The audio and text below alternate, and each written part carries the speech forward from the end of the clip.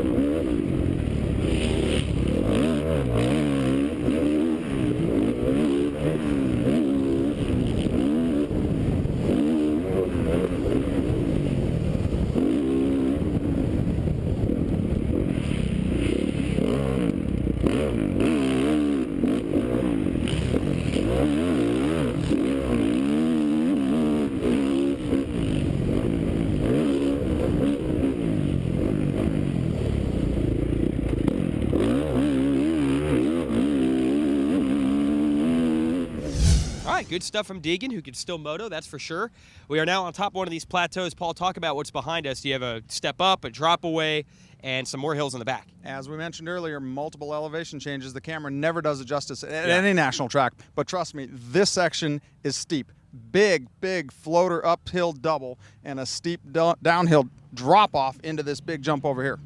Yeah, and of course there's some big jumps out here like all the tracks have nowadays. So if you're on the infield in the level section, you'll get some jumps. Or if you're up on the top of the plateau, you'll get to see most of the track. So whether you're an old school or a new school guy, there should be something good for you on this track. Well, and it's new, and that's what makes it exciting. It's a new track, which we haven't had in a long time. They mowed down, anybody that's been here before, they mowed down the vet track completely. That's where the pits are. You can see the casino off in the distance. It's just going to be an awesome day. Yeah, and this section that we're standing on right now is actually all new. They've never ridden on it except for press day yesterday. They've combined all the different tracks here into one super national track. Let's check out some other sections. Okay, we're actually at the bottom of the downhill. The pool is up at the top where you see the wood embankment that they built up with the Pala symbol. And you said this is actually part of the track you can ride normally. Yeah, this section right here, this uphill and downhill, as you can see, it's already getting rough just from the dozen or so riders that were out here on press day yesterday. The riders will be somewhat familiar with this section. You know, Murrieta and Temecula, the new hotbed of motocross where all the pros live, is a mere 15-20 minutes from here. So most of the pros have been riding out here. Very often it's free to a national 2-digit number pro, and also free to past champions. So on any given day, you can see Tommy Cyril, Tyler Rattray, or Ron Lachine out here pounding laps. Pretty cool. Well, if you're going to have a sand track, you've got to have the requisite sand whoops, and we got it here at Pala. Yeah, just like Redbud, the little ode to Millville, we have a fast, deep, long whoop section that's going to get rough, rutted, and very technical. This should be a real separator. It is really fast with these sand whoops, and I know you've done some facts and figures on guys battling for national numbers. You got to remember, this is the last round of the year. A lot of privateers just trying to get in that top 99. Yeah, as usual, tough to get a 2-digit number this year, no different, and some surprises up in the top 10 guys that'll be getting permanent numbers. Justin Brayton, Kyle Chisholm, congratulations.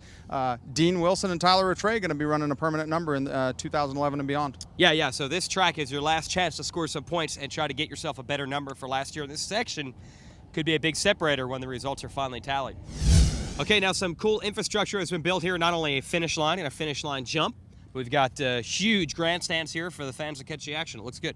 Unbelievable facility, as we talked about. A great national caliber motocross track with the luxuries to go with it. This is the future of motocross. They have hospitality suites, the swimming pool, as you've seen. I mean, this is just a world-class facility, and they've done it in a short amount of time.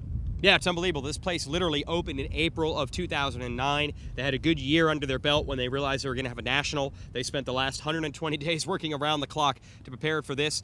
Now, behind us actually are some really cool Supercross-type obstacles built there on the infield. You got a nice rhythm section that we saw some guys really jumping big yesterday. Yeah, I think they might tame that down just a little bit for tomorrow's race. As you mentioned, in the hot, you know, at the end of the moto, somebody makes a mistake. We don't want to see guys get hurt. Yeah. But as we also mentioned, big jumps are part of motocross these days. Yeah, so down here we've got the big jumps like the finish line and the grandstands. Out back you've got the big hill climbs and the rough stuff. It's going to be a great track, and taking a lap, I'm pretty tired. I say we go kick it at the pool. Yeah, let's head back to the pool. Okay, so that's the track here at Pala. Now let's talk about the racers racing on it. The big story, this 250 championship coming down to the wire. We're talking pressure on Christophe Pourcel, but a 7-point lead. Teammates maybe making a factor, maybe not. This is going to be crazy. Yeah, be careful what you wish for, right? This is what all the fans, we've all been asking for many years, and it comes down to this. Those guys, everybody knows Pourcel just needs to go 2-2 if Kennard goes 1-1. But as you mentioned, the two most likely guys to get in there and mix it up, Wilson and Rattray, don't think they're going to take points from Pourcel this week. Last week, maybe they were still in the hunt. This week, it's all about possibly helping their teammate. But don't forget about Barsha. Don't forget about Tomac. The top 6 are all the guys that have stayed healthy all year and are leading the points. Every overall, every moto victory has gone to those top 6. And they are all still racing. But you do have to wonder, I think a part of Pourcel's not happy. He's won 2 overalls this year, and one was a gimme in Texas when Wilson gave it away. I don't think he's happy with that, and I think he would really like to go out and win the race, even though that's not maybe the best scenario for him. Yeah, he's a cool, calm, collected championship veteran, but at the end of the day, he's just young enough to want to prove something tomorrow, and he could just go out there and say, the heck with 2-2, I'm going to win this thing. And as you mentioned, only 2 overalls for Christophe Pourcel all year. By way of comparison, if Kennard wins tomorrow, he will have won 6, which is triple the amount and half the season. But also, if you look at the moto victories, if Kennard goes 1-1 tomorrow, that's going to give him 10 moto victories to Pourcel's 9. That paints a picture of why the championship is so close. Man, that's pretty intriguing. Now, we're going to cover both races live on Speed, the second motos. Of course, Ally Sports will have your first motos, so all 4 motos live tomorrow. The 250 showdown is second, but the 450 final race is first on Speed tomorrow. Nice little appetizer, Ryan Dungey, Kevin Windham. They've been winning races, but you also got that battle, Brett Metcalf and Andrew Short. They want their first wins, and they're battling for second in the series. Yeah, amazing for Short. Congratulations. Now, tomorrow will officially be 8 out of 9 series on a 450 in his career since he started on a 450 for Honda in the top 3. Wow. And Metcalf, like you said, wants his first win. Short wants to get his second moto win, and both of them want that second place overall in the series behind Dungey. A lot at stake tomorrow in the 450s as well. Absolutely, folks. So again, all 4 motos live. You can watch the first ones at allysports.com, the second one Saturday night on Speed. What a great way to end this championship tour. It's a great track. It's a great championship fight. And, of course, we'll recap it all with our Racer X Motocross show on Sunday morning. For Paul Lindsay, I'm Jason Wygant. We'll see you tomorrow.